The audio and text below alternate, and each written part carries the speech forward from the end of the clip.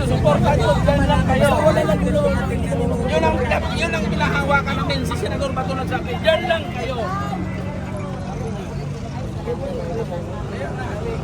Sige na sir, kasi kami naintindihan naman namin.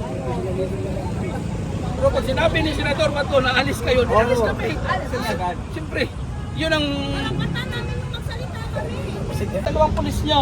Pumayag kami na paalisin yung truck. Ngayon, sumunod kami doon sa sulok. Tatabunan ba, barikadahan nyo kami? Mga senior yan, walang tulog yan. Kagabi pa kami. Mainit.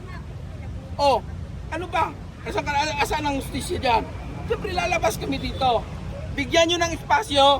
Makapagsalita kami ng kaunting lugar lang. May hangin yung mga matatapos. Wala nang problema. Pero yung paalis, dyan na dito. Kasi ang instruction ni Senador Bato, huwag kayong umalis dyan. So, Ano po yung mga ginagawa? huwag nyo kami pigilan na magsasalita, magpapahayag. Dahil may karapatan kami. Kaya nga pinagbibigyan na tayo. Yung oras dyan, dyan Nasa gilid na ho kami kanina, tinabunan nila kami. Tinabunan nyo kami. Di ba? Nandunan. So ano yung naging instructions? Ang usapan kasi kanina, doon kami sa sulok. Okay. Para hindi makaabala sa papasok ng mga senado.